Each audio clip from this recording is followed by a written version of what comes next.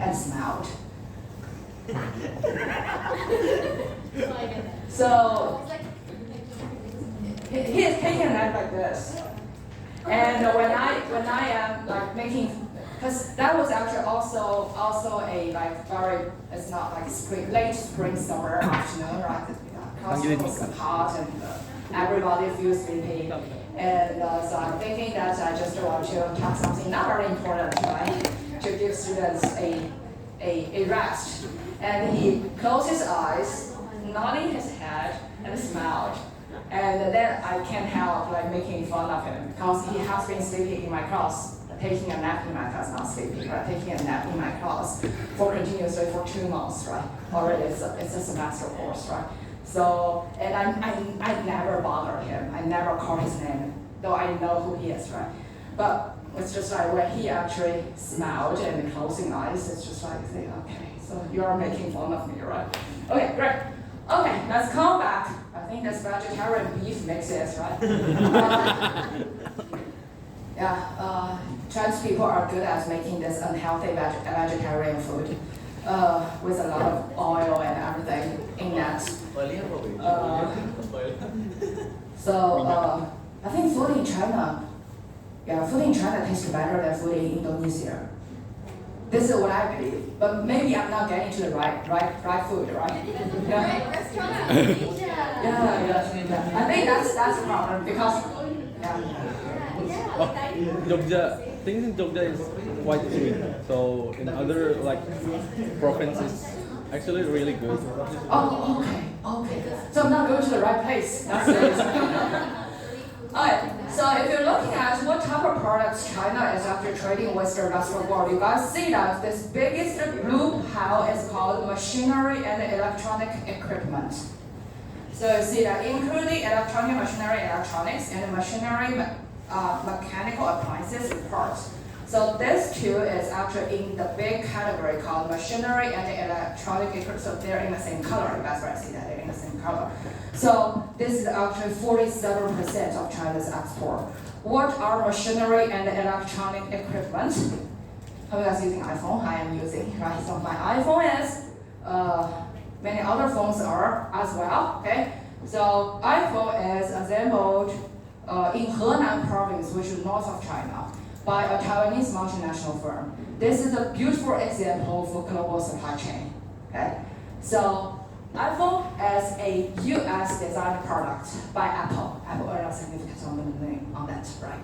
I started using iPhone in 2006, when the first generation. Because I'm an old lazy guy. Their iOS system really good for lazy people, okay?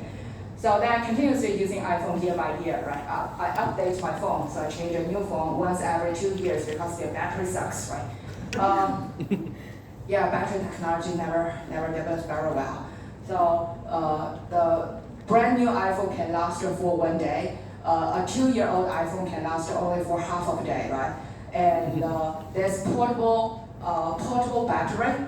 You guys should buy some portable battery, super cheap in China. So the portable battery, you can borrow it everywhere. Their charging is getting higher and higher. And I'm lazy, I don't want to bring my own portable battery because it's heavy, right? So if you look at this iPhone, this is a US brand product. United States earn a lot of money on it, right? And this product is assembled in China, mainland China. So when China export iPhone, it fits in this category. It's electronic, machinery and electronic equipment, right? So 47% of the US export is 47% of US export. I don't know how many guys using iPad, MacBook, or different kind of laptops. The chance it's made in China is extraordinarily high. Okay, you probably can check. I don't know. You are using different kind of cell phones. The chance that your cell phone is made in China is very high. And who is assembling this iPhone, iPad in China? It's a Taiwanese multinational firm. It's not a mainland China local firm. Okay. And majority of the intermediate inputs, including this fancy. They say the camera lens is pretty fancy, but it does not take as beautiful picture as Huawei. I don't know why, but I'm just sticking with their system and iCloud. This is the problem. So you see that this this camera lens equipped inside this iPhone. The cell phone chips is actually from the United States, right? And also all different battery parts and everything we actually import from Japan and Korea. Okay? You see, this is actually a very beautiful example for the semiconductor or electronic global supply chain, right? So today, it is very difficult for most of the what we call technically complex products. Sounds very scientific, does not sound scientific. So for me, a technically complex product is I separate this product apart. If I can put that together and it's still functional, that's not technically complex. If I smash this product into different parts, I can put them together, but it's not functional. I could not put them together, right? So this is actually relatively technically complex product. If you see that for today's technically complex product, guys, so the supply chain is very complicated. It's called global supply chain, right? Global supply chain. So 47% of China's export located in this part. We also have a large part, this green part, is textile and apparel industry. Okay, in 2006, when I studied in the United States, this proportion is much larger. I went to the Walmart in the United States. You know that, I don't know how the Indonesian Walmart designed. For the US Walmart design, they actually have two parts. One part is the food part, right, with all different kind of food. You guys know that the United States is actually a big agriculture exporter country. So the food part is almost made in USA, right? So local made, like processing food stuff. And if we want to get this kind of vegetarian beef stuff, we have to go to the Asian market. The Walmart does not sell all those. They sell real beef. They don't know how to put tofu into this kind of beef taste, right? But for the other part, which are selling clothes and also home appliances, 96% were product made in China. It's 2006. And when I left China in 2013, only 65% of the home appliance sector actually made in China. So this 35% not made in China was replaced by India, as well as Indonesia, Cambodia, this kind of country, okay? So we used to have a very large, textile and apparel industry sector. It's relatively easier to produce, okay? And we also export a significant amount, this is the chemicals, okay? So export a significant amount in chemicals. And what else? Transportation, cars, tractors. So what's interesting over here is China now is actually the biggest exporter for automobile industry. So we have this kind of feature for the automobile industry. There's cars, tractors, trucks, and parts. So 50% of the Chinese export belong to new energy vehicles. This is actually recent. United States actually increased the new energy vehicle, the tax rates from 25% to 100%. Very likely to happen starting from this year, August. Okay, and 50% is actually made by foreign multinational firms located in China. This is a foreign brand. The biggest brand you guys know is Tesla. We export a lot of Tesla to the rest of the world. Okay, Tesla has their mega plants in the Lingang area. Okay, and we also have plastics and rubbers over here. Okay, so those are actually. Here is actually Mercedes, this home appliances stuff, furniture, toys, and everything. Okay, so this is actually China's export. If you're looking at China's import, the biggest proportion is also over here. It's still 27%. It's still machinery and electronic equipment. So see, this machinery and electronic equipment are more intermediate inputs. We purchase intermediate inputs from United States, chips, computer chips, camera lens and everything, from Japan and from South Korea. Guys, see, our like Chinese Taipei, right? Taiwan. So those are actually our major trading partners for import part. So we purchase from them and put them together and export to the rest of the world. Very clear idea for global supply chain. This is also our biggest portion.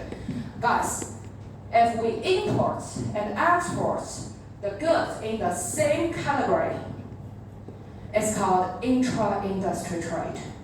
Okay? So the intra-industry trade is mainly driven by the global supply chain. We import intermediate inputs, it's machinery and electronic equipment. We export the final goods, it's also machinery and electronic equipment. This is one thing. We actually rely on what we call the global supply chain. And the other is, you see that we also import a large amount for cars, tractors, these transportation vehicles. This is the second reason for us to have so-called intra-industry trade, because people love varieties. I don't know what is still true now. So in Indonesia, your transportation vehicle, especially for this kind of passenger vehicle, like market is almost like dominated by Toyota and Honda. Am I right? Yeah. Oh, Japanese products. Right? So this is actually I was impressed. So you see that in China, in Shanghai, if you're looking at all the vehicles driving on the road, we have German products, we have Chinese brand products, we have American products, right? We have a lot of vehicles, right? Volkswagen, BMW, Mercedes-Benz. Sometimes you even see Maserati. That's downtown area, okay? My parking garage, so my apartment community parking garage also have 3 Maseratis, right? So, you cannot imagine how expensive Shanghai people are. I'm not living in a very rich area, not a French concession area, but we still see Maserati. But you probably can only see Lamborghini, something like that, in the French concession area, right? So it has a large variety. So this is actually the passenger vehicle. So what also surprised me is when I visited Germany, right? For us, we believe that German cars actually are high quality cars, right? So when I went to Germany, I realized that they also have American cars parking on the road. The GMC big truck, you guys see that? So you see that they also have Toyota, Honda, German brands, of course, right? And also American brands, right? American people don't even buy American brands, right?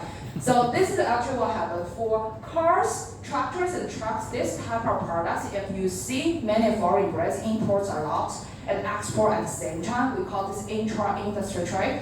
This is because people love varieties, right? So we want to have our own choice, right? So I may just like the GMC pickup, though it's not energy efficient at all.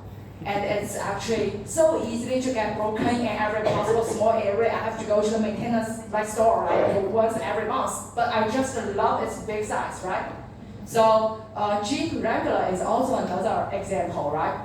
When you read the review for Jeep Wrangler, it will say it's terrific off-road, terrible on-road. So think about who is going to buy a Jeep Wrangler. You are driving off-road all the time, right? So this is actually, but people still buy it, right? You see on the US highway, paved super well road, right? On road.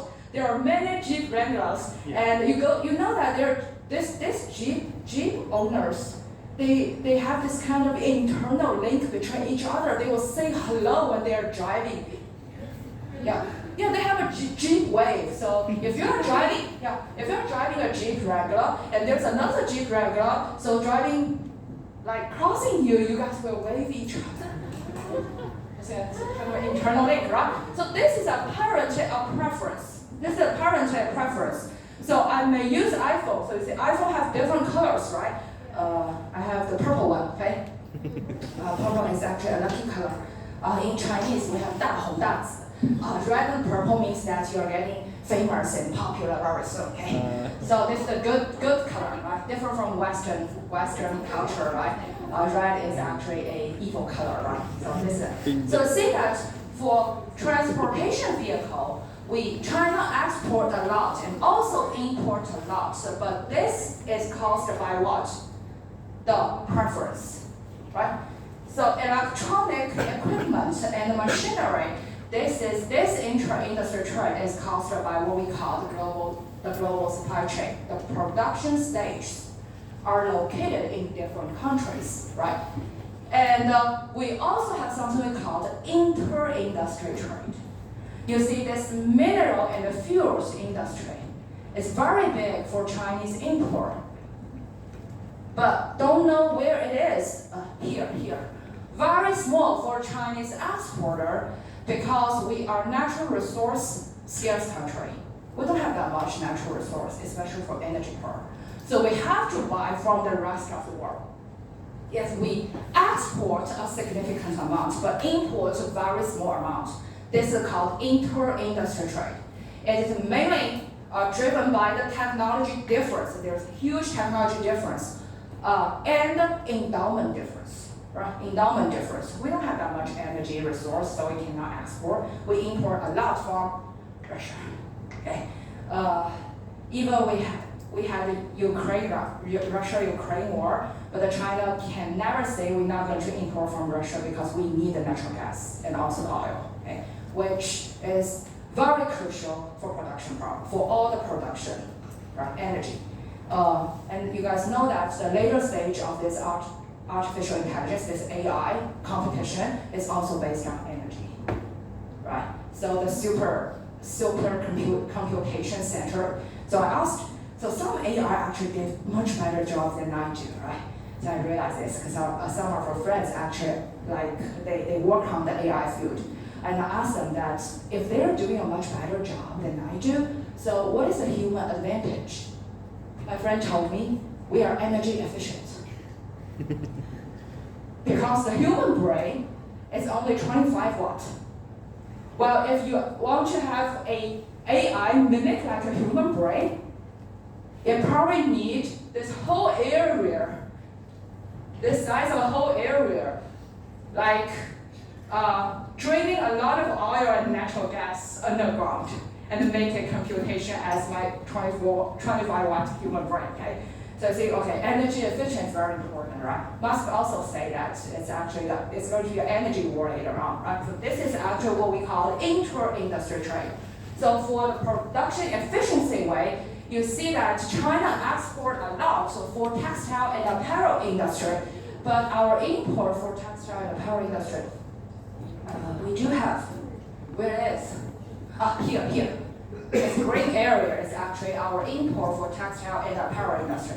This is a clear inter-industry trade. You guys see that? We can separate the total trade amount from between intra-industry trade, which is driven by either the global supply chain, the complex like production process, or the level of variety, the difference like consumer preference, right?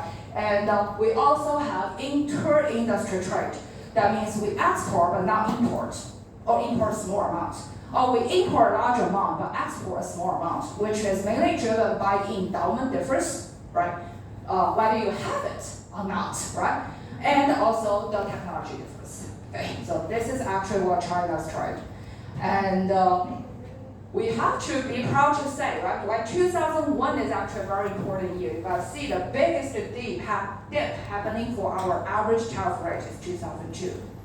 We joined WTO on December 2001. So everything starts from 2002. I see that. So typically we would consider if the weighted average applied tariff rate is less than 5%, you can consider this country is under free trade. There's just no way to have 0%, right? So there are some sectors which is related to the national security, you have to protect it. And some industry, so-called baby industry, high-tech industry, you want to develop and protect it. There are always some industry you would like to protect it, right? So, but overall, if your weighted average tariff rate is below 5%, you can consider this country is under free trade. So both EU, you can see that EU, they are under no tariff area, right? So EU, their weighted average tariff rate on average is about like 2.5%. Okay, United States also less than 3%. You see what happened for China? So we have a pretty high tariff rate in early 1990s, almost 30%. And then after we joined WTO, we decreased our tariff rate lower to 5% very fast. And in the past few years, it's quite stable at about 2.5%, right? So China, if you're looking at the merchandise trade part, China can be considered under free trade, right? So we don't have we never set up any barriers, right, for international trade. Okay. Then we're going to, we have talked about a lot for the global supply chain. This is actually the production of value added of final goods. There are some services, something we call pure domestic, right? The best example would be haircut service, right? This is typically what happen would be haircuts. This kind of service sector, dental service, something like that. There's no border crossing at all. When I studied at the United States, right, for many years, I have to come back to Shanghai every year for 3 weeks. And before I came back to Shanghai, I make appointment with my hairstylist as well as my dentist. The reason is the dental insurance in the United States is too expensive. China's way cheaper. And Chinese doctors, they are not very easy to talk to, but they're super efficient. So they can solve your problem. So it's very interesting, right? Typically in a Chinese hospital, it's quite different from in the US. In a Chinese hospital, you figure that you had a fever, you went to the hospital, you waited for 4 hours in the morning, and the doctor finally see you, and he talked to you for 2 seconds and sent you away. And that's everything. You feel happy because you're not dying, okay? For US, is when I feel that I had a fever, I first figured there's some medicine I could take by myself according to my experience and try to talk to the clinic and set appointments with my family doctor, and they told me the earliest appointment was after 2 weeks later. Okay? Typically is I got recovered if I'm not dying 2 weeks later. There was 1 year I got a very bad airport flu from flying to Canada and back and forth. And luckily, my friend also got a bad flu. And he got his medicine after he fully recovered. He still sees his family doctor, and his family doctor gave him some prescription, right? Which he had already recovered, right? And I got lucky because I just took his prescription and drank all the medicine he got, and I got recovered as well, right? So a very smooth transaction. This is pure domestic. Yeah, the hairstylist in the United States don't know how to deal with Asian hair either. I have pretty stiff and dark color hair in a really bad way. I have a short hair.